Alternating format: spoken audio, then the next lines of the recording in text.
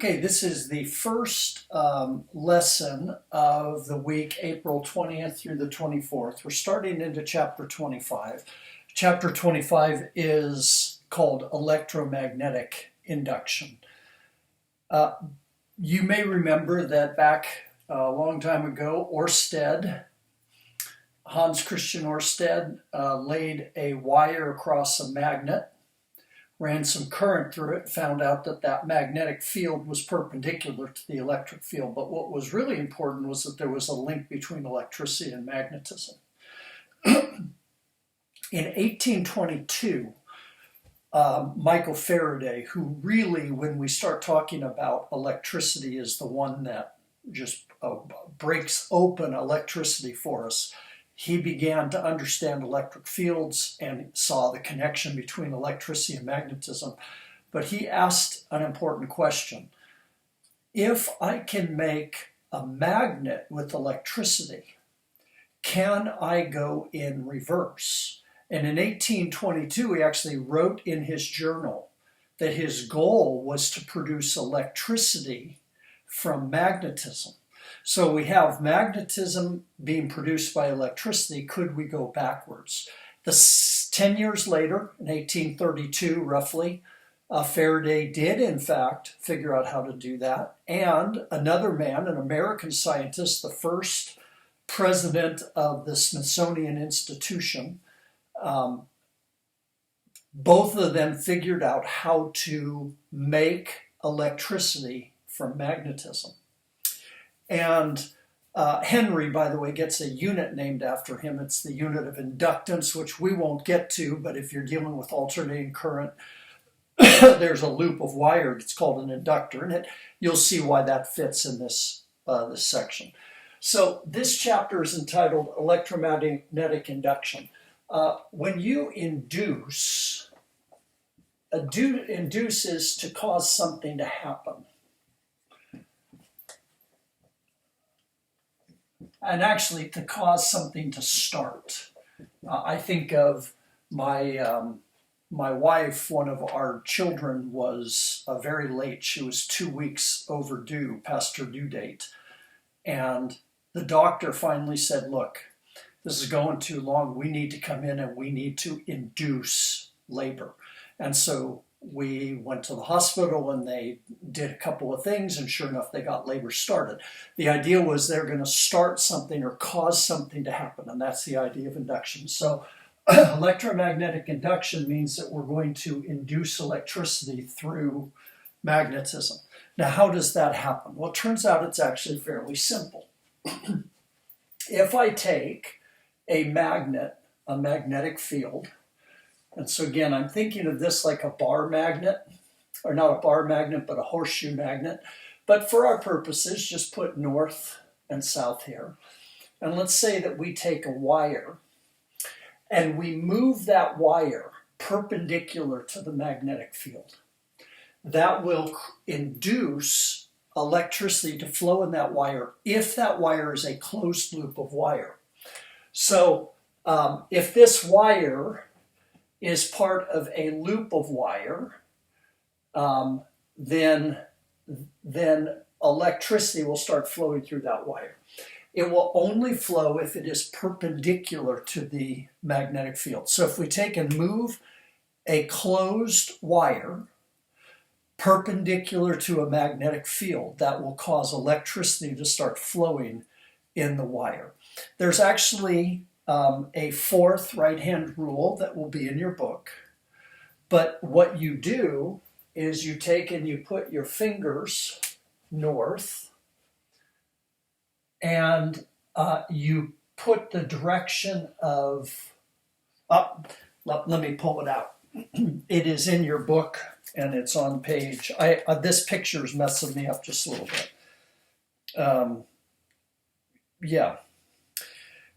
You're supposed to take and hold your right thumb so that it points in the direction the wire is going to be moving, and your fingers point in the direction of the magnetic field. So in this case, let's say that I was doing this, and my fingers go this way, and this wire is moving this way. My hand will show me the direction of current in this wire. Remember, this wire is coming out of the board like this. If this was a wire that was coming this way, this is a long wire that's going through here. Remember, it has to be connected up.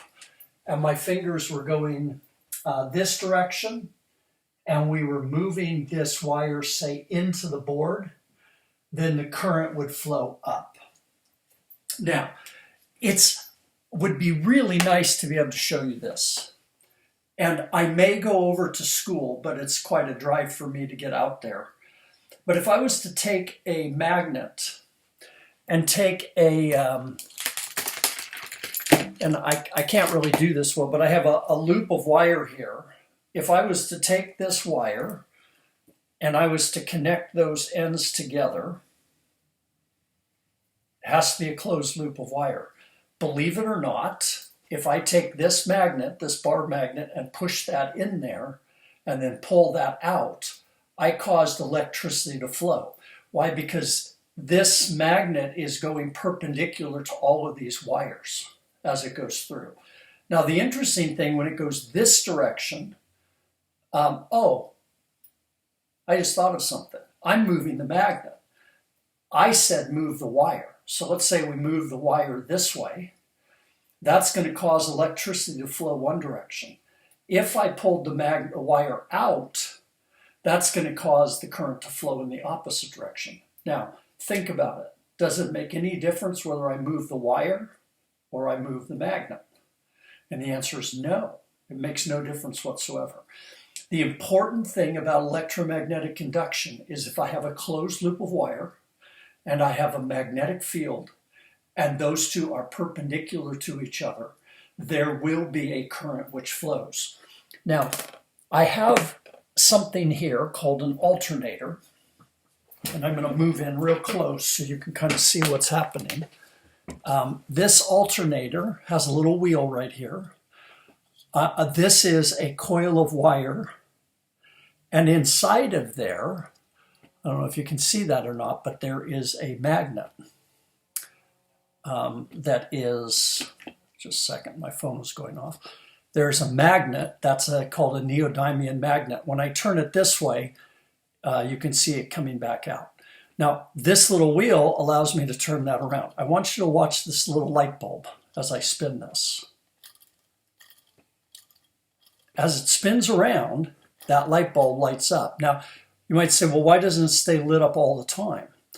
Well, because at this point, the wire is, that magnet is parallel to the other wires. But as it moves this way, it's cutting perpendicular to the coils of wire. So as I spin this, spin it fast enough. Oh, that's another interesting thing.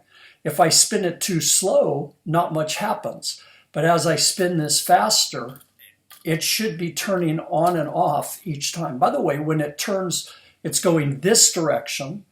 That magnet is moving one way. When it comes over to here, the magnet is moving the other way through. The current in this is called alternating current. It's actually moving one direction then back the other way.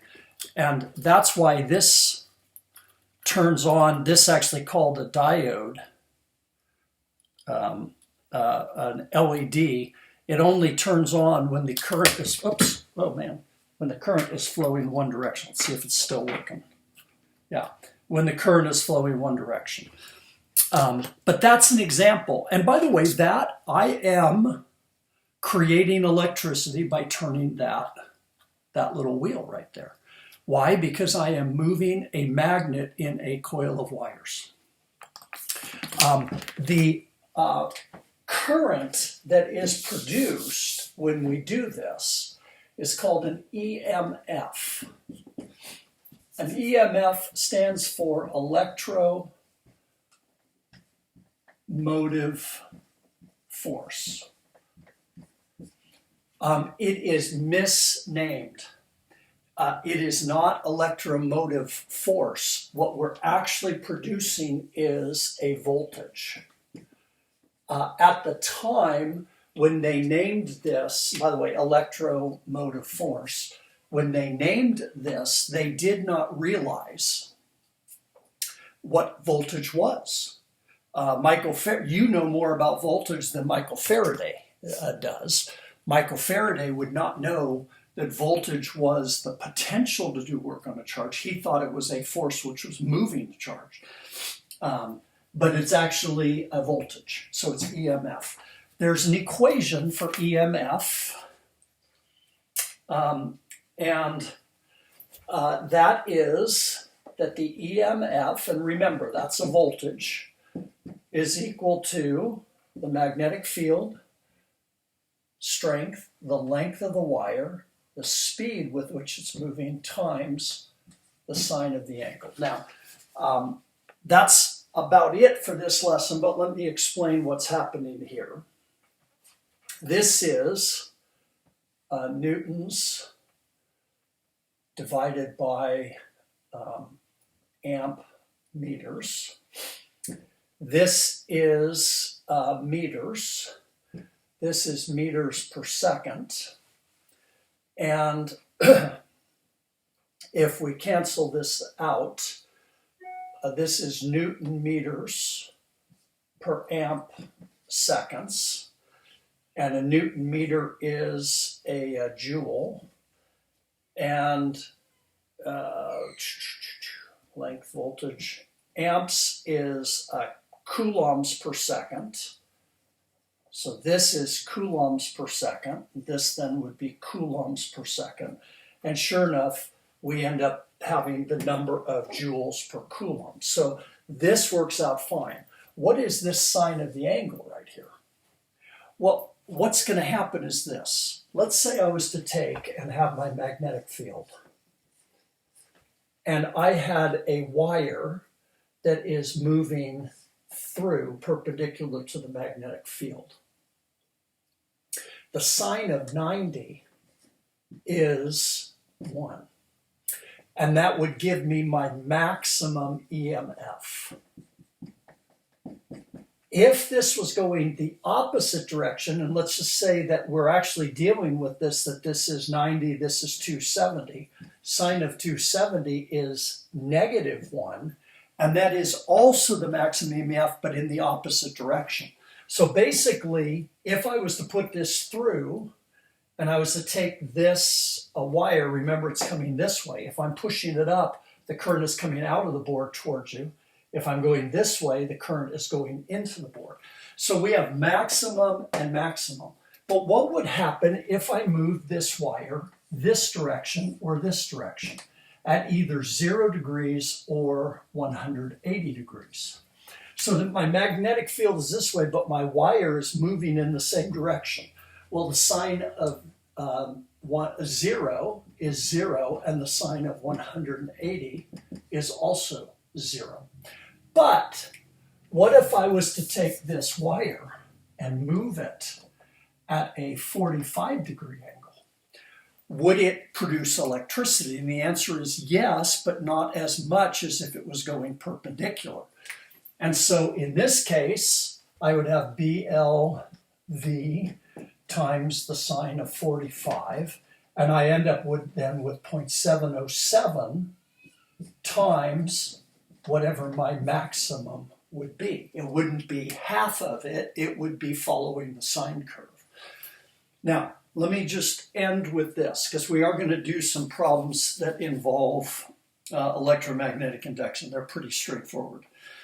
But notice what you would want to do to create a large voltage. And again, this is voltage right here. It's an induced voltage, but it's a voltage. You want a large magnet, want that to be big. You want a lot of wire. So what we're going to find out is you can do that by doing a lot of loops, many, many loops of wire. And you want it moving fast. So if I come back to my little device here, my little alternator, this is what this is called. That's why when I turned this, let me make sure it's working. Yeah, when I turn this slowly, I don't get anything. If I was to put twice as many wires on here, twice a coil more wire, I would get more voltage. In fact, you can burn this out. If I was to spin this really, really fast, not only does it flash more frequently, but I'm actually putting more voltage. In fact, if I was to hook this up and spin this fast enough, I would burn out my little LED because they're only good for 2 or 3 volts. So, and then if I was, when I'm right here and turning, I don't know if you can watch it or not, but it'll only turn on part of the time. Why is that? Well, some of the time my magnet is actually up here. I'm taking I'm actually doing this. I have a coil of wires like this, and I am cutting through. I should have done it this way. I have a coil of wires that are coming through like this, and my magnet is sometimes moving this direction. That's parallel to my coil, but sometimes my magnet is moving this way, which would be perpendicular to my coil. And so it's on and then it's off. And it'll be on as long as there's enough voltage to make that work. If I spin it fast enough, it'll go on more. But that is that. So there's an amazing amount of stuff you can do once you're able to do this. In fact, I will tell you that our entire society is based upon this principle. All the electricity that's generated, the fact that you can run a light bulb that is 100 watts and run it all day, and it only costs your dad a couple of cents, is because it is so easy to make electricity once we understand this principle. So we are going to do out of chapter 25, section 1, we're going to do problems 1 through 4, and then 60 through 63. And we'll do alls here. That will be toward the end of the chapter. That, of course, is the practice problems in the center. And I may give the answers to those in the handout, but not the handout, but the instructions. But I do like to see sometimes if you're able to do them yourself. So, all right, there'll be a couple more lessons out of this chapter, and then we're actually going to be finishing up with chapter 24 and 25 and heading toward a test the early part of next week.